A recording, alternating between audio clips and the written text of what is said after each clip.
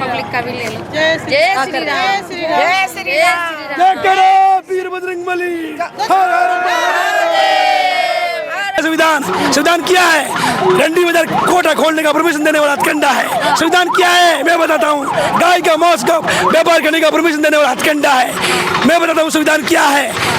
हमारे हिंदुओं के पूर्वजों की 9.5 लाख एकड़ जमीन को वक्फ बोर्ड में डालने का दुर्दांत जघन्य अपराधी है। देशद्रोही है इंडियन कॉन्स्टिट्यूशन। देशद्रोही तो मैं कहूंगा नहीं क्योंकि उसे देश है ही नहीं, इसलिए मैं उसको कहूंगा भारतद्रोही।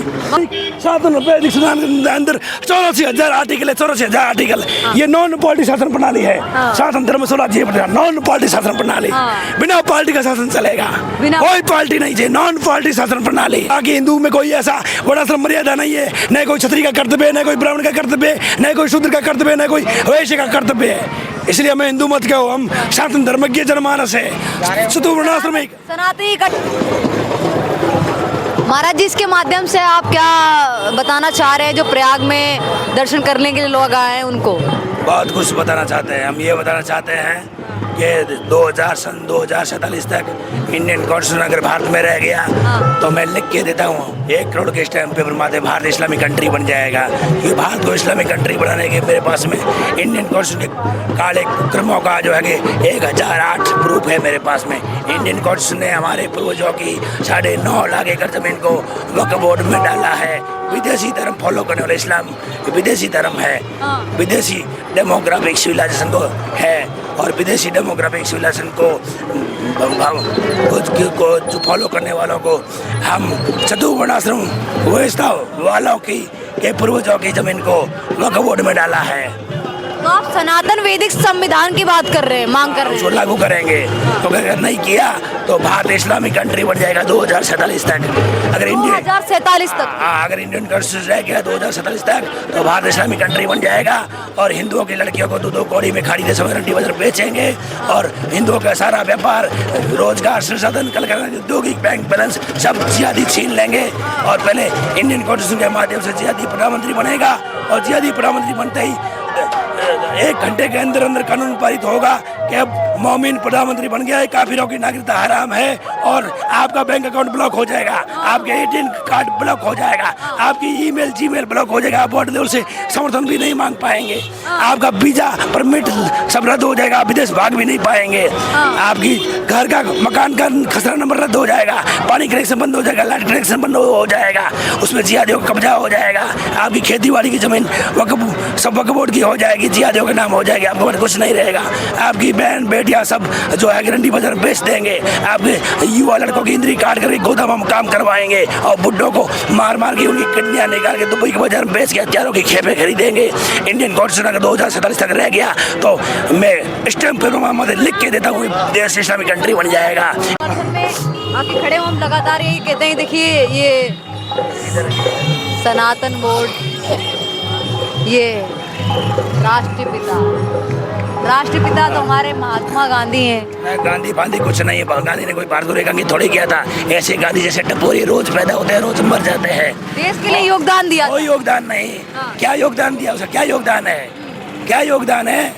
गांधी ने हमारे लोगों को मरने के लिए वहाँ जर्मनी में भेजा, हथियार लेके 25,000 हमारे सैनिक मारे गए।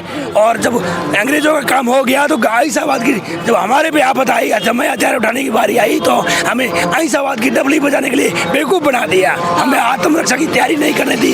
गांधी अपनी भतीजी मनु गांधी के साथ सेक्स करता था। गांधी 1 नंबर लंपट रलियार रंडीबाज था। अच्छा।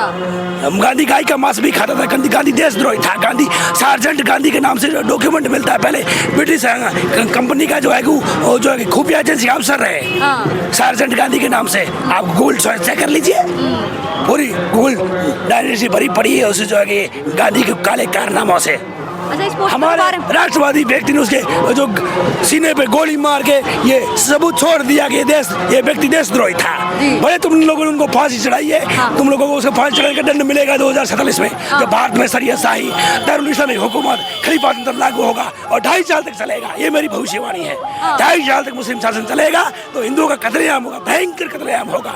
हिंदुओं की घर के लड़कियां रंडी बाजार बिकेगी, खाड़ी देश में 2-2 कौड़ी में बिकेगी। ये मेरी भविष्यवाणी है। आप भविष्यवाणी कर रहे हैं। गांधी जैसे लंपट को राष्ट्रपिता माना। हिंदुओं ने जो है कि इंडियन कॉन्स्टिट्यूशन के गंदे संविधान को, कॉन्स्टिट्यूशन को भारतीय इंडियन कॉन्स्टिट्यूशन को भारतीय संविधान नाम देकर स्वीकार किया तो हिंदू को दंड तो मिलेगा और मिलना भी चाहिए। और मैं भी चाहता हूँ कि हिंदू को ऐसा दंड मिले, ऐसा दंड मिले कि हिंदू खून के आंसू रोए और तब मेरे सामने गिड़गिड़ाए। मैं अष्टम मनु रौद्र सावर नहीं हूँ, मैं 8वां मनु हूँ, क्योंकि मेरे से पहले मनमंत्र की विचारधारा को दूषित कर दिया था मेरे छो ने, इसीलिए मुझे 8वें मनमंत्र के स्वामी रौद्र सावर को आना पड़ा। मैं 8वां मनु रौद्र सावर नहीं हूँ। आप बड़े भावुक लग रहे हैं, आपकी आंखों में कुछ आंसू भी नजर आ रहे हैं। यमराज का दूसरा रूप हूँ। मैं मेरे विरोधियों की किडनियां निकाल निकाल के दुबई वजन बेच के हथियार खरीदूंगा और विशाल मिलिशिया खड़ी करूंगा। गृह युद्ध के आग में इसी इंडियन कोर्स को जला के गटर में फेंकवाऊंगा। ये मेरी विषम प्रतिज्ञा है। कोई रोक सकता है उसके तो रोक ले। मेरा बंदा है लॉरेंस बिश्नोई, वो हमारा सच का तीसरा वर्जन है। जिस दिन मैं उसको बाहर निकालूंगा ना, उसने अच्छे अच्छे जो है कि गृह मंत्री से लेके प्रधानमंत्री तक को ठोक देगा। वो आई समझ में, लॉरेंस बिश्नोई वो मेरा खास बंदा, वो मेरा चेला है और मैं उसी के लॉरेंस ब्रिगेड का यूनिवर्सल बॉस हूँ। मैं यहाँ तुम्हें अकेला दिखता हूँ लेकिन अकेला हूँ नहीं। मेरे पीछे चारों तरफ मेरे बंदे खड़े हैं। जिगड़ा पिस्टल लेके जो 7.5 लाख में आती है। आप तलवार लेके चल रहे हैं, पूछा नहीं पुलिस लेके चलता हूँ। मैं इंडियन कॉन्स्टिट्यूशन को जूती के नीचे लगता हूँ। अच्छा। हमारा कॉन्स्टिट्यूशन वेदों में लिखा है, अग्रम शास्त्र है, पुष्ट धनु है, यही हमारी अथॉरिटी है। लोग कहते हैं गीता से पहले संविधान आता है। घंटा आता है, गीता से पहले संविधान का गू खाने का संविधान क्या है?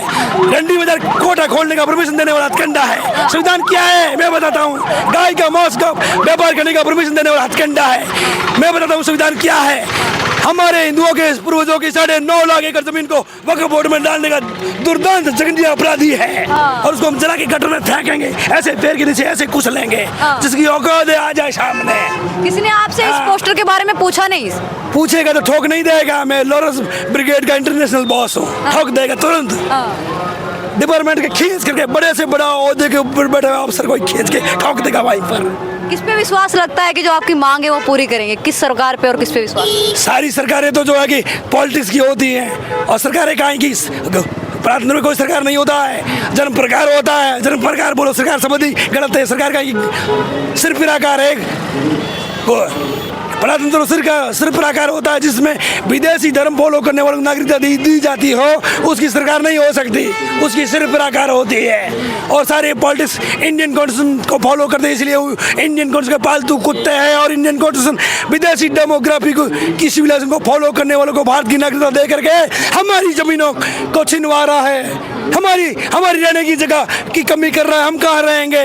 वक्फ बोर्ड कहते हैं कि जो जहाँ पे प्रयागराज का पाकिस्तान बनाया, 9.5 लाख एकड़ का यहाँ वक्फ बोर्ड बना दिया तो इंडियन कॉन्स्टिट्यूशन भारत राष्ट्रवादी कैसे हुआ? ये देशद्रोही है इंडियन कॉन्स्टिट्यूशन। देशद्रोही तो मैं कहूंगा नहीं क्योंकि उसे देश है ही नहीं, इसलिए मैं उसको कहूंगा भारतद्रोही। वक्फ बोर्ड भी कहता है कि जहाँ प्रयागराज का आयोजन हो रहा है वो भी हमारी जमीन। ये सब उनके पालतू कुत्ते इंडियन कॉन्स्टिट्यूशन के। वक्फ बोर्ड भी उसी का पालतू कुत्ते हैं, मलेच भी उसके पालतू कुत्ते हैं। हम उसके मेन जड़ को काटेंगे, उसकी नस को काटेंगे, श्वास लेने वाली नस को। श्वास नली है उसकी इंडियन कॉन्स्टिट्यूशन। सारे वक्फ बोर्ड जैसे दुर्दांत जघन्य आतंकवादियों की श्वास नली का नाम है इंडियन कॉन्स्टिट्यूशन। हम उसको काट देंगे।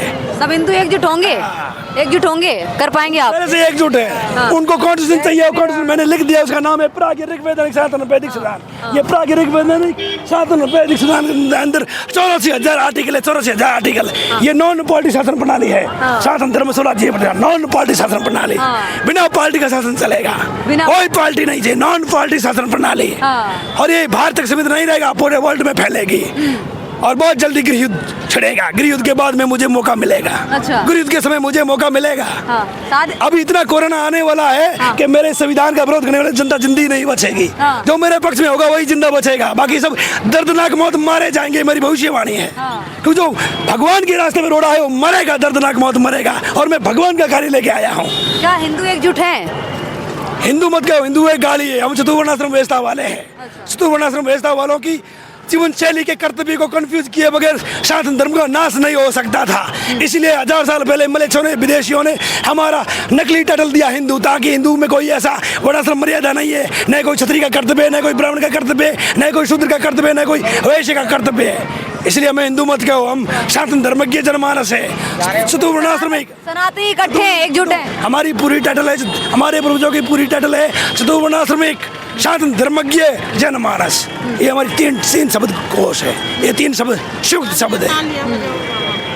धन्यवाद महाराज जी, आपने हमें इतना बोलते कुछ गला बैठ गया है, मुझे एक माइक लेना है, कुछ ऑनलाइन पब्लिक का भी ले लो। जय श्री राम, जय श्री राम। जय करो वीर बजरंगबली, हर हर महादेव, हर हर जय करो जय करो वीर नरसिंह, हर हर गंगा, हर हर महादेव। बहुत सुंदर, बहुत सुंदर। बहुत अच्छा लग रहा है।